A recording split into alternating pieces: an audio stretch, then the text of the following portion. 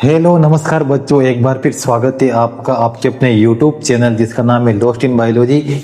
और मेरा नाम है अभिषेक सुमन और मैं आपको इस चैनल पर पढ़ा रहा हूँ बायोलॉजी और general science related competitive level के क्वेश्चंस।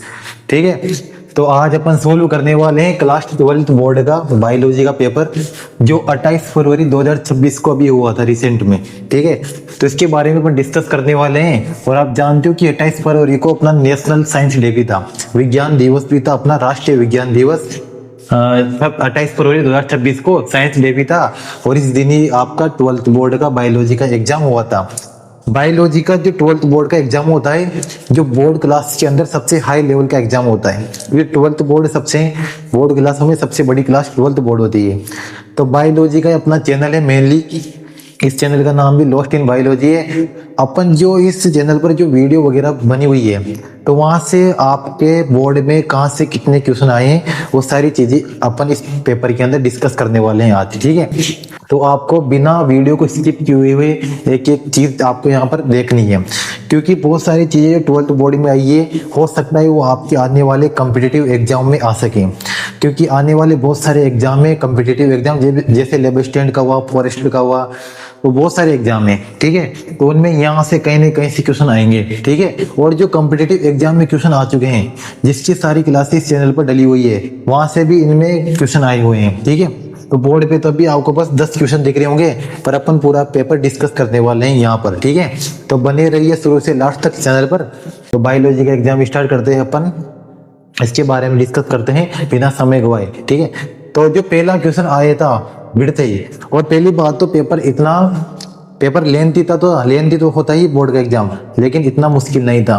क्योंकि बहुत सारे बच्चों से डिस्कस किया गया कि 12th बोर्ड का जो बायोलॉजी एग्जाम है वो इतना हार्ड नहीं आया। आप बोल सकते हो एकदम सिंपल से मॉडरेट था। ठीक है, हार्ड पेपर नहीं था बायोलॉजी का। तो आई होप आप सबका पेपर अच्छा हुआ होगा, सबके अच्छे नंबर आने वाले हैं। एकदम पॉजिटिव रहिए, पॉजिटिव एनर्जी रखिए बस। और पेपर के बारे में अपन डिस्कस करते हैं, तो वीडियो को शुरू से लास्ट तक जरूर देखना है। ठीक है, तो स्टार्ट करने वाले अपन। देखो, सबसे पहले एकदम बहुत सारे एमसीक्यू आए। एमसीक्यू एकदम बहुत सिंपल थे, जो वन लाइनर क्वेश्चन थे, जो एक एक लाइन में अपन ने यहाँ पर बोर्ड पे डिस्कस किए थे। सारी चीजें वहां से आने वाली है, आपकी सारी चीजें वहीं से आई है। वन लाइनर जो क्वेश्चन थे, क्योंकि एमसीक्यू सारे वन लाइनर ही होते हैं। ठीक है, जैसे पहला क्वेश्चन था आपका पेपर का, अनिश्चय जनित फल, यानी अनिश्चय जनित फल कौन कौन से हैं। जैसे मैं इसके ऑप्शन भी आपको बताता हूँ, साथ में के ऑप्शन क्या क्या थे इसके, देखते हैं ऑप्शन भी इसके क्या क्या थे। पेपर के ऑप्शन इसमें देखते हैं अपन के ऑप्शन में क्या क्या आए थे।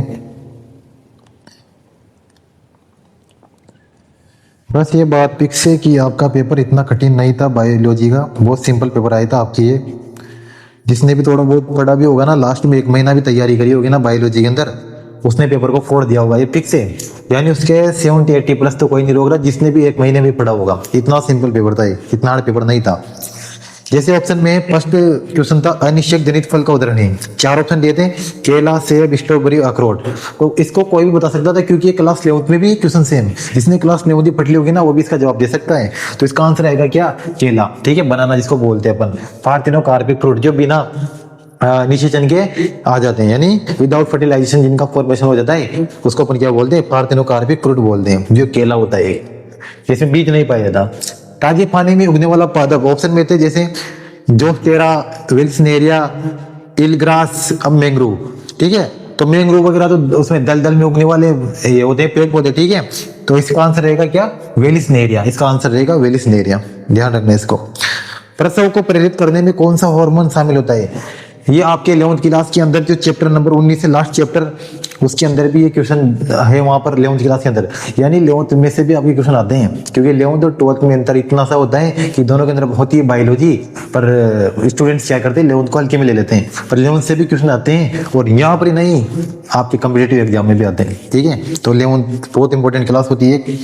तो प्रसव को प्रेरित करने में कौन सा हार्मोन शामिल होता है। ऑप्शन में प्रोलेक्टिन, और प्रोलेक्टिन तो मिल्क फॉर्मेशन के लिए होता है, आप जानते होंगे। एड्रेनलिन, जो एड्रेनल ग्लैंड के ऊपर होता है, जो इसको अपन डू और डाई हार्मोन भी बोलते हैं। ऑक्सीटोसिन और प्रोजेस्टेरोन, प्रोजेस्टेरोन हार्मोन प्रेगनेंसी से रिलेटेड होता है, और ऑक्सीटोसिन हार्मोन जो बचा हुआ है, जिसको अपन लव हार्मोन भी बोलते हैं, जो प्रसव को प्रेरित यानी पार्चुरेशन की क्रिया कराने के लिए बहुत हेल्पफुल होता है। तो ऑक्सीटोसिन इसका आंसर है। ठीक है, तो आई होप आपके बहुत सिंपल क्वेश्चन आए हैं और आपने सबने सही किए होंगे ये सारे क्वेश्चन। इसके अलावा नेक्स्ट क्वेश्चन देखो, एक मेंडल वाला क्वेश्चन ये होता है कि जो मेंडल ने लो दिए थे, नियम दिए थे, उसको वापस से खोज उसकी किसने करी थी। तो 3 साइंटिस्ट थे, बहुत रटाई होंगी आपको ये तीनों साइंटिस्ट, क्योंकि ये कॉम्पिटिटिव एग्जाम में भी क्वेश्चन आ चुका है और आप यहाँ पे आ चुका है। हुगो डे व्रीज था एक कार्ल कोरेंस था, एक एरिक टी शेरमोक था। तो तीनों साइंटिस्ट के नाम साथ में आपके ऑप्शन में दिए हुए हैं, तो तीनों आपने टिक कर दिए होंगे इस एक ही जगह पर, ठीक है। तो ये भी आपका सही होगा। तो एक क्वेश्चन ये था कि एक प्रारूपिक केंद्र के कुछ जगहों पर क्रोमेटिन ढीले ढाले बंधे होते हैं, ये कहलाते हैं। केंद्र के अंदर कुछ क्रोमेटिन कैसे होते हैं, ढीले ढाले बंधे होते हैं, वो कहलाते हैं यूक्रोमेटिन, स्टोन, न्यूक्लियोसोम, हेटेरोक्रोमेटिन। दोनों क्वेश्चन भी आपके बुक से आया हुआ एनसीईआरटी से, मतलब एनसीईआरटी की लाइन उठा रखी है डायरेक्ट क्वेश्चन में, ठीक है। तो इसका आंसर होगा क्या, यूक्रोमेटिन, ठीक है। जो रंग बिरंगे भी होते हैं, यानी जो कलर देने वाले होते हैं, क्रोमेटिन का मतलब होता है कलर देने वाले, ठीक है। तो इसका आंसर यूक्रोमेटिन। आई होप ये भी आपके सही गया होगा क्वेश्चन, ठीक है। नेक्स्ट क्वेश्चन देखो आप, टर्नर सिंड्रोम वाला। अनुवांशिक विकार जो कि एक एक्स क्रोमोसोम के अभाव के कारण होता है, यानी ऐसा genetic disorder which is caused due to the absence of one X chromosome, यानी एक ऐसा डिसऑर्डर जिसमें एक एक्स क्रोमोसोम की कमी आ जाती है, ठीक है, उसका अभाव आ जाता है, ठीक है। तो वो किस सिंड्रोम के अंदर होता है, जैसे ऑप्शन में डाउन सिंड्रोम, ये तो नहीं हो सकता, जिसको अपन 21st ट्राइसोमी बोलते हैं। क्राइनफेल्टर सिंड्रोम, ये नहीं हो सकता, इसमें तो और एक एक्स्ट्रा एक्स क्रोमोसोम होता है, ठीक है, X Y chromosome, X Y chromosome. Haemophilia, ये तो आप जानते हो कि ब्लड से रिलेटेड है, जिसमें कंटिन्यू ब्लड बहता है। तो बचा क्या, टर्नर सिंड्रोम। टर्नर सिंड्रोम एक ऐसा सिंड्रोम है जिसके अंदर एक्स क्रोमोसोम का क्या हो जाता है, एक कमी हो जाती है, ठीक है। तो ये भी आपके आयोग सही होगा, क्योंकि अपन देखो चारों ऑप्शन आपको आने चाहिए, तब जाके आप एमसीक्यू कर पाते हो, क्योंकि आप तुक्का नहीं मार सकते, ठीक है। तो उसके अलावा एक आंसर के अलावा आपको जो 3 ऑप्शन बचते हैं वो भी आपको आने चाहिए, तब जाके आपकी सबसे बेस्ट तैयारी है, ठीक है। एक क्वेश्चन ये था जिसमें बहुत ज्यादा कंफ्यूज हो रहे हैं बच्चे कि जो जोलेस फिश होती है, जोलेस फिश जो जबड़े रहित फिश होती है, उसका विकास कितने साल पहले हुआ था, ये क्वेश्चन। देखो इसका मैं आपको बता दूं, अगर आप गूगल पे जाओगे तो आपको मिलेगा वहां ऑप्शन में भी ये 500 मिलियन ईयर एगो, ठीक है। 500 मिलियन ईयर एगो आपको गूगल पे मिलने वाला है। पर एनसीईआरटी जो आपकी चलती है, अगर एनसीईआरटी के अकॉर्डिंग देखें तो इसका आंसर रहेगा 350 मिलियन ईयर एगो। तो ये चीजें इसमें बहुत ज्यादा कंफ्यूज हो रहे हैं बच्चे, क्योंकि जो लेटेस्ट में जो गूगल पे है तो 500 मिलियन ईयर एगो है, और जो एनसीईआरटी में 350 मिलियन ईयर एगो, ठीक है। तो आपके एनसीईआरटी चल रही तो इसका आंसर रहेगा 350 मिलियन ईयर एगो, ठीक है, क्योंकि आपने एनसीईआरटी में पढ़ाई थी। इसके अलावा एक और क्वेश्चन, मानव शुक्राणु के कौन से भाग में एक्रोसोम पाया जाता है। ये क्वेश्चन 11th क्लास के अंदर जो चैप्टर नंबर 8 है, सेल वाला, 11th क्लास की बात कर रहा हूं मैं, वहां पर सेल ऑर्गेनल के अंदर एक आता है गोल्जी बॉडी, गोल्जी काई, ठीक है, जिसको अपन गोल्जी काई या गोल्जी बॉडी बोलते हैं। वहां पर भी एक क्वेश्चन था कि जो एक्रोसोम पार्ट होता है किसका, स्पर्म का, वो एक्रोसोम पार्ट बनाता है गोल्जी बॉडी का। तो कौन सा पार्ट होता है, टॉप पार्ट होता है, शीर्ष भाग। तो बहुत सिंपल क्वेश्चन था, इसके अंदर आएगा शीर्ष पार्ट, टॉप पार्ट या हेड पार्ट, ठीक है। जो एक्रोसोम पार्ट होता है स्पर्म के टॉप पार्ट पे या हेड पार्ट पर पाया जाता है। और ये और डीप अगर क्वेश्चन देता तो आपको ऐसे देता है किसका बना होता है, ये बना होता है गोल्जी बॉडी का। तो आपके तो एकदम सिंपल क्वेश्चन दिया है इसने, ठीक है। तो ये आई होप ये भी आपके अच्छा होगा, सही गया होगा। हरे पादप, बहुत सिंपल क्वेश्चन। पारिस्थितिक तंत्र की शब्दावली में हरे पादप को क्या कहते हैं, जो फर्स्ट लेवल के होते हैं, ठीक है, जिसको अपन उत्पादक बोलते हैं, क्योंकि आप जानते हो हरे पादप भी होते हैं जिसकी वजह से अपन खाना खाते हैं, क्योंकि हरे पादप होते हैं उत्पादक होते हैं, उत्पादक मतलब जो खाना बनाने वाले होते हैं। तो हरे पादप भी होते हैं जो अपने लिए खाना बनाते हैं और खुद के लिए भी खाना बनाते हैं, जो फोटोसिंथेसिस की प्रक्रिया करते हैं। तो बहुत सिंपल क्वेश्चन है। निम्नलिखित में से कौन सा नर जनन तंत्र का भाग नहीं है। अब नर जनन तंत्र का भाग कौन सा नहीं है, प्रोटेस्ट ग्लैंड, ये तो नर के पास होती है। फोर स्किन, ये भी नर के पेनिस में होती है। बुल्बोयूरेथ्रल ग्लैंड, ये भी नर के पास होती है। तुम्बी का एम्फुला, जो मादा जनन तंत्र यानी फीमेल रिप्रोडक्टिव सिस्टम का पार्ट होता है, तुम्बी का जो एम्फुला, जो ऊपर वाला पार्ट था, फूला हुआ भाग, ठीक है। तो एम्फुला क्या हो जाएगा, इसका आंसर हो जाएगा जो किसका भाग होता है, मादा का होता है, नर का नहीं होता है, ठीक है।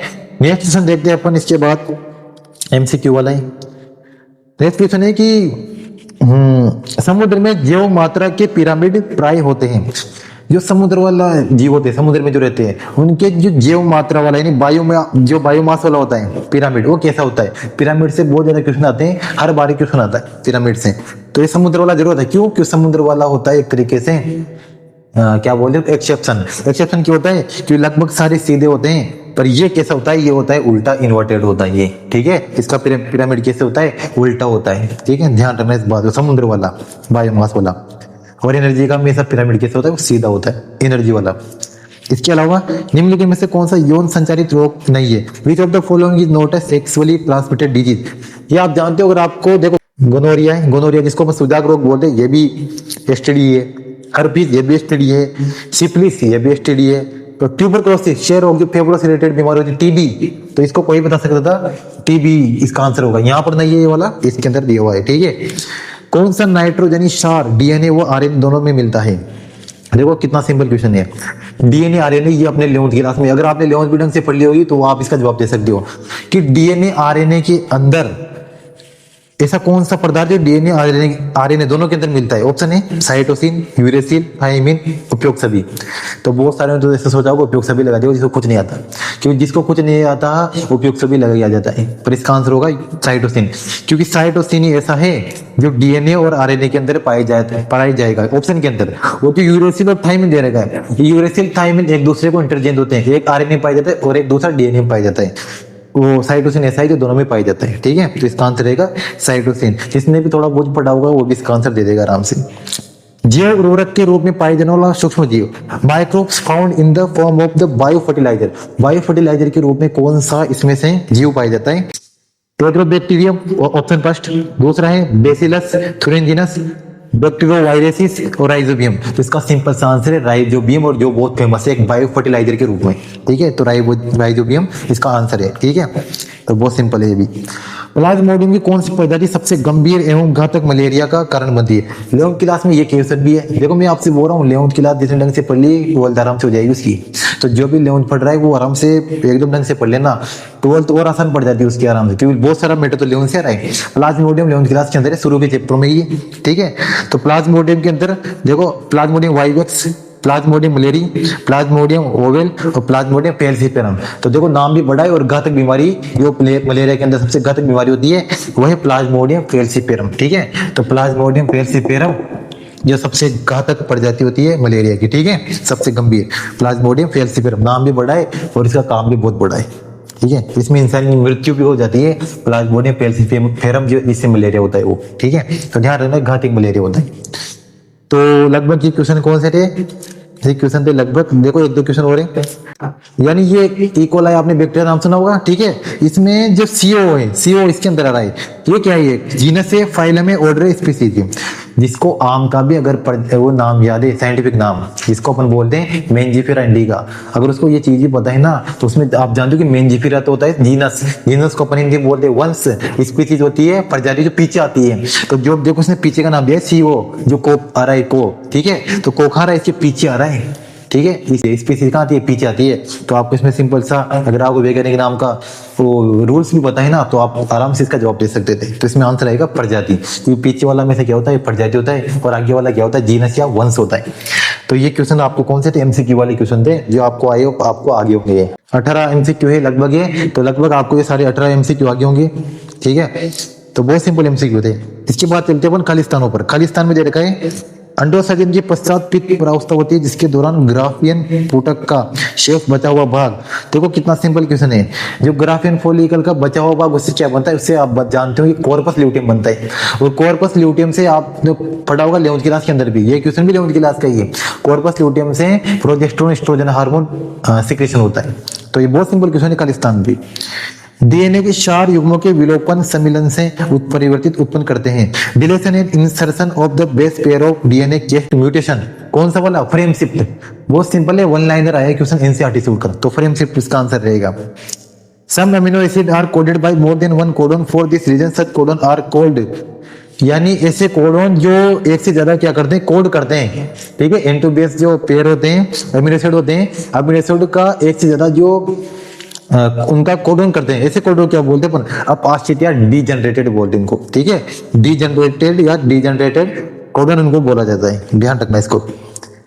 द डफ यानी गूथा आटा जिसका प्रयोग ब्रेड बनाने में किया जाता है का किण्वन नामक ईस्ट से किया जाता है। यानी फर्मेंटेशन की प्रोसेस जिससे ब्रेड बनाई जाती है उस ईस्ट का नाम क्या है? ईस्ट का नाम पूछ रहे हैं। तो सेक्रोमाइसिस जो नाम होता है ईस्ट का, उससे ब्रेड वगैरह बने जाते हैं। ये भी आपके एनसीईआरटी से सेम उठ के क्वेश्चन आ रहे हैं। और ईस्ट जो फंजाई होती है, फंजाई कवक, वो कवक वगैरह अपने 11वीं क्लास के अंदर भी पढ़ी है। तो 11वीं क्लास का आपको ध्यान रखना है, सेक्रोमाइसिस 11वीं क्लास के अंदर भी आता है। तो बहुत सारी चीजें जो आपने अगर 11वीं ढंग से पढ़ी है तो बहुत सारी चीजें आप नॉर्मली आसानी से यहाँ पर भी हल कर पाए होंगे। ठीक है, तो ध्यान रखना इस बात को। देखो एक और सिंपल क्वेश्चन है, लीडिंग कोशिका नामक वर्षण हार्मोन का संश्लेषण व स्त्रावण करती है। लीडिंग कोशिका, लीडिंग सेल वाला क्वेश्चन। ये लीडिंग सेल्स वाला क्वेश्चन जैसे एग्जाम होते हैं एलडीसी के, फॉरेस्टर के, लेबर स्टैंड के, इनमें भी बहुत बार क्वेश्चन पूछा जा चुका है। देखो दो तरीके से क्वेश्चन पूछा जाता है ये कि जो टेस्टोस्टेरोन हार्मोन होता है वो कौन सी सेल से सीक्रेट होता है, तो लीडिंग सेल से होता है। और यहाँ पर आपसे पूछा है कि लीडिंग सेल से जो कौन सा हार्मोन स्रावित होता है या कौन सा हार्मोन सीक्रेटेड होता है, तो टेस्टोस्टेरोन, जिसको अपन एंड्रोजन भी बोलते हैं। ठीक है, एंड्रोजन भी और टेस्टोस्टेरोन भी। तो इसका आंसर रहेगा टेस्टोस्टेरोन या एंड्रोजन हार्मोन, जो लीडिंग सेल से सीक्रेटेड होता है। जैसे सर्टोली सेल होता है, सर्टोली सेल से तो स्पर्म को न्यूट्रिशन मिलता है, पर लीडिंग सेल से टेस्टोस्टेरोन हार्मोन का सीक्रेशन होता है। तो ये क्वेश्चन भी बहुत सिंपल था जो आपके यहाँ पर आया हुआ है बोर्ड के अंदर, टेस्टोस्टेरोन के बारे में। क्योंकि सब कुछ 11वीं क्लास के अंदर भी था, तो वहां से ही थोड़ा डिस्क्राइब में यहाँ पर 12th के अंदर आता है। ठीक है, एक क्वेश्चन आपका प्रतिबंधन एंजाइम से भी आया हुआ है, जिसको अपन आणविक कैंची बोलते हैं, जो डीएनए के जो सेगमेंट होते हैं उनको काटने में हेल्पफुल होता है। देखो बहुत अच्छा क्वेश्चन है, सहेली नामक गर्भ निरोधक गोले की खोज भारत में शहर के केंद्रीय औषध अनुसंधान संस्थान ने की थी। यानी सहेली की खोज भारत के कौन से राज्य में हुई थी? जहां पर ड्रग रिसर्च इंस्टीट्यूट है वो है लखनऊ में, यूपी के अंदर जो लखनऊ है, जो उसकी राजधानी है यूपी की, तो वहां पर ही सहेली नामक गर्भ निरोधक गोले की खोज हुई है। ठीक है, तो कॉन्ट्रासेप्टिव पिल की खोज वहां पर हुई थी, सहेली नामक। ठीक है, एक और क्वेश्चन है कि होमो हेबिलिस मानव के दिमागी क्षमता पूछी गई है होमो हेबिलिस मानव के, क्योंकि होमो हेबिलिस एक प्रजाति थी मानव की। ठीक है, उसके अंदर दिमागी क्षमता पाई जाती है लगभग, ये पाई जाती है लगभग 650 के आसपास, 650 सीसी के आसपास। क्योंकि अपनी दिमागी क्षमता अपन किसमें नापते हैं? 650। और अपन क्या है? होमो सेपियंस। और होमो सेपियंस की दिमागी क्षमता होती है लगभग 1500 सीसी के आसपास होती है। ठीक है, तो ये बात भी आपको ध्यान रखनी है, और ये क्वेश्चन भी आया हुआ है। ये लगभग आपके एमसीक्यू और fill in the blanks complete हो चुके हैं। इसके बाद है आपके 1-लाइनर क्वेश्चन है, वर्ड या तो 1 वर्ड में जवाब देना या 1 लाइन में जवाब देना है। उल्बोधन, इसको अपन इंग्लिश में बोलते हैं एमिनोसेंटेसिस। ये आपको याद होगा, जो अमनेटिक फ्लूइड होता है गर्भ के अंदर पाया जाता है, माता के गर्भ के अंदर, तो उससे पता किया जाता है बीमारी वगैरह का, लिंग निर्धारण का, तो वगैरह वहां से इसका क्वेश्चन आया है। ठीक है, क्लाइनफेल्टर सिंड्रोम के बारे में आ चुका है यहाँ पर, जिसके अंदर आप जानते हो XXY, जिसके अंदर आप जानते हो क्लाइनफेल्टर के अंदर ये वाली कंडीशन पाई जाती है क्लाइनफेल्टर के अंदर। तो क्लाइनफेल्टर सिंड्रोम भी आया है यहाँ पर, और आपके टर्नर सिंड्रोम भी था। टर्नर सिंड्रोम के अंदर X क्रोमोसोम की कमी थी। ठीक है, तो दोनों सिंड्रोम आपके यहाँ पर एग्जाम में आए हुए, और दोनों इंपॉर्टेंट है क्योंकि ये कंपटीशन एग्जाम में भी आते हैं। तो सेम क्वेश्चन यहाँ पर आए हुए हैं। इसके अलावा एक क्वेश्चन है, which fungus is used as a biological control treatment of plant disease. यानी फंगस से रिलेटेड क्वेश्चन है। देखो फंगस से रिलेटेड क्वेश्चन हर जगह आ रहे हैं, इसके पहले एमसीक्यू में भी है और यहाँ पर भी ये क्वेश्चन आ रहा है आपका फंगस से रिलेटेड। और फंगस जो फंजाई होती है, जो 4 वगैरह में जो फफूंद वगैरह लग जाती है, वही फंगस है। और बहुत सारे टाइप इसके होते हैं। ठीक है, तो फंगस से रिलेटेड क्वेश्चन आ रहे हैं आपके 11वीं क्लास के अंदर भी है फंगस, और आपके यहाँ पर भी है। तो फंगस को हमेशा ढंग से पढ़ना होता है आपको, चाहे आप 11th में हो या 12th में हो, तो फंगस इंपॉर्टेंट है यहाँ पर। ठीक है, इसके अलावा और क्वेश्चन भी देखते हैं अपन। इमाइग्रेशन आगे जो आप जानते हो, इधर से उधर ट्रांसफर होना, तो आप इमाइग्रेशन जानते हो, बहुत सिंपल क्वेश्चन आया आपके यहाँ पर इमाइग्रेशन। कलर ब्लाइंडनेस के बारे में क्वेश्चन आए। आप जानते हो कि ग्रीन और रेड में के अंदर डिफरेंशिएशन नहीं कर पाता, यानी इंसान रेड और जो लाल कलर और हरा कलर होता है उसको ढंग से देख नहीं पाता, उसको हरा लाल लगता है और लाल हरा लगता है, उसको अपन क्या बोले? कलर ब्लाइंडनेस बोलते हैं। ठीक है, इसके अलावा एक क्वेश्चन है, कौन से रोगजनक जीवाणु से मनुष्य में टाइफाइड ज्वर होता है? देखो साल्मोनेला टाइफी, वो सब जानते हैं, एसटी साल्मोनेला टाइफी की वजह से क्या होता है? टाइफाइड होता है। ठीक है, तो इस बैक्टीरिया के कारण अपने टाइफाइड हो जाता है। तो बहुत सिंपल क्वेश्चन है, अगर आपको प्रजाति का नाम देना था बस यहाँ पर साल्मोनेला टाइफी, इतना सा बस। इसके अलावा है कॉमेंसेलिज्म, इसका क्वेश्चन है सर्वभोजिता का। ठीक है, एक दूसरे के ऊपर डिपेंड रहते हैं पर नुकसान नहीं होता। ठीक है, कॉमेंसेलिज्म। इसके अलावा देखो बीपी कॉटन का क्वेश्चन आया है, कॉटन वाला, बोल वर्म वाला। ठीक है, इसके अलावा क्वेश्चन आया है आपके क्वेश्चन आया एम्ब्रियो से क्वेश्चन आ गया आपके एम्ब्रियो से देखो बीचों बीच जो पाई जाती है, बीचों बीच जो सेंट्रल सेल्स पाई जाती है इसके बारे में क्वेश्चन आए।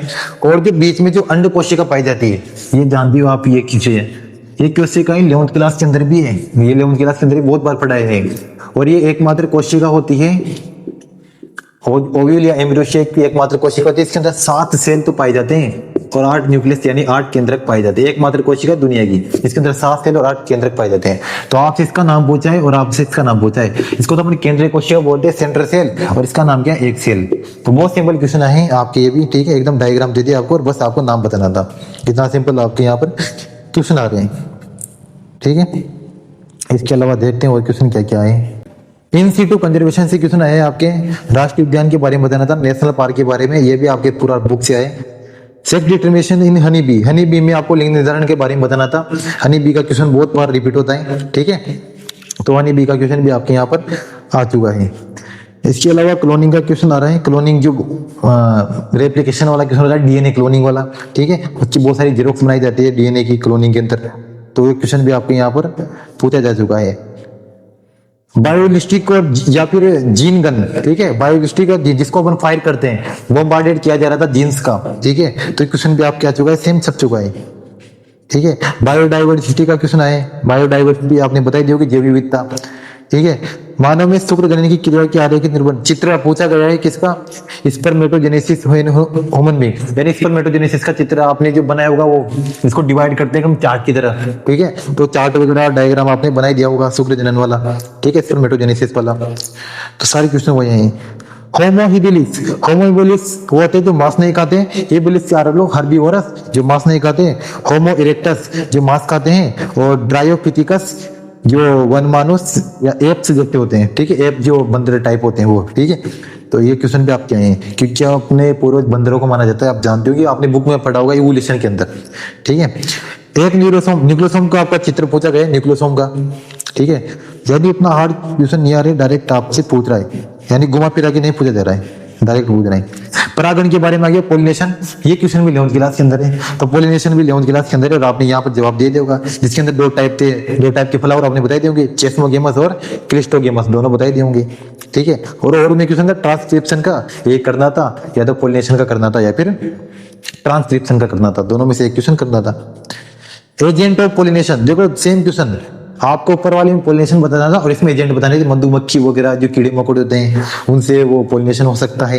पोलिनेशन आप जानते होंगे कि जो फ्लावर होता है, फ्लावर का जो थ्री केसर वाला भाग होता है कार्बन पिस्टल, उस पर जो परागकण होते हैं, जो एंथर वाला भाग होता है परागकोश, वहां से क्या निकलते हैं, परागकण निकलते हैं, पोलन ग्रेन्स, और पोलन ग्रेन्स का ट्रांसफर होना किस पर, पिस्टल पर ट्रांसफर होना, उसको ऊपर पोलिनेशन बोलते हैं। बहुत सिंपल है। तो 11th क्लास के अंदर भी और 12th की क्लास के अंदर भी सेम चीजें, तो इसमें कोई आपको दिक्कत नहीं हुई होगी क्योंकि आप दो बार पढ़ रहे हो आप इस चीज, इस वजह से।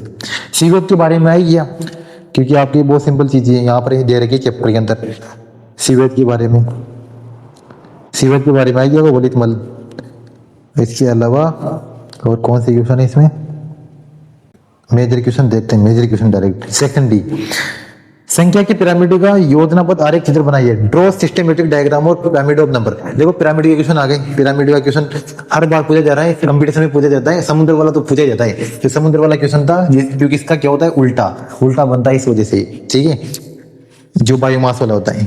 और दूसरा क्वेश्चन इसी का ये, explain ethos nature of aquatic ecosystem by, यानी इकोसिस्टम चैप्टर से ऊपर वाला क्वेश्चन है, ठीक है। और नीचे वाला क्वेश्चन है पिरामिड ऑफ बायोमास, ऊपर तो पिरामिड ऑफ नंबर था और नीचे पिरामिड ऑफ बायोमास। तो कोई सा भी आपने कर दिया होगा कि दोनों सिंपल क्वेश्चन है।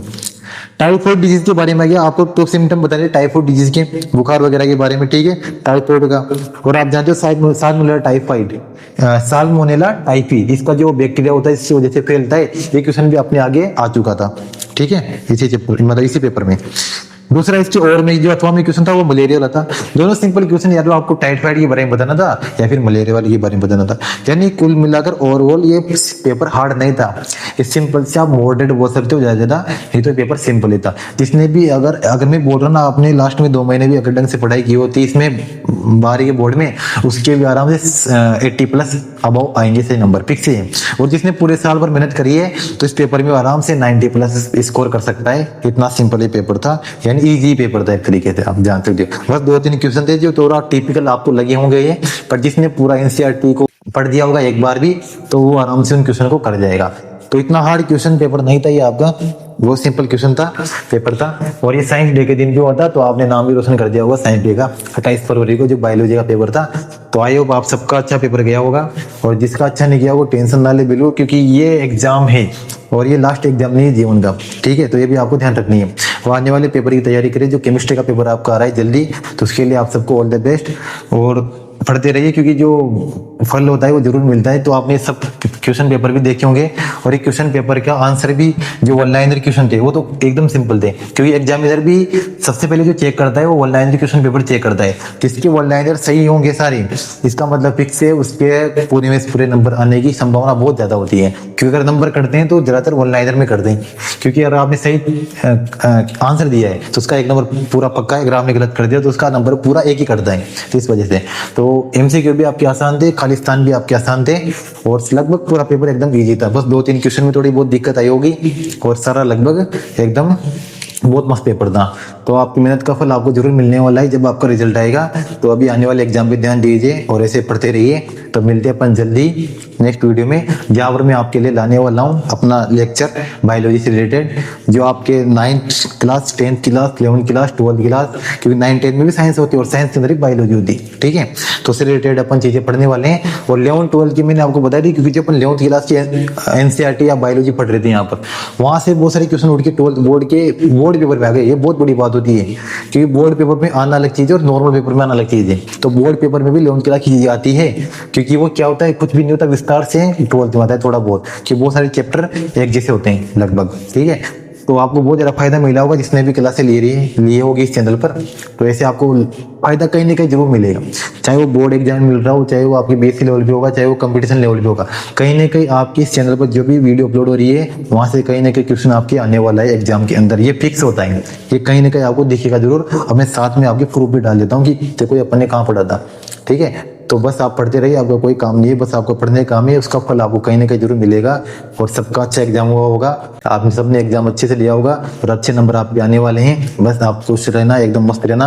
और जिसका अच्छा पेपर थोड़ा बहुत गड़बड़ हो गया होगा पेपर में, तो वो भी बिल्कुल दुखी मत होना, क्योंकि जिंदगी का लास्ट पड़ाव नहीं है, तो बस एक शुरुआत है, ठीक है। ये शुरुआत है, लास्ट पड़ाव नहीं है, ये बस एक शुरुआत है। तो ये चीज भी आपको ध्यान रखनी है। अभी तो जीवन में खूब एग्जाम देने, तो आपके पास खूब मौके मिलेंगे। बस आपको कंसिस्टेंसी रखनी पड़ेगी, लगातार पढ़ते रहना पड़ेगा, निराश नहीं होना है, एकदम मस्त रहना है, खुश रहना है, ठीक है। तो मिलते हैं अपन जल्दी नेक्स्ट वीडियो में। जहाँ तक के लिए अपना ध्यान रखिए, ख्याल रखिए और पढ़ते रहिए। तो जहाँ तक के लिए जय हिंद और जय भारत।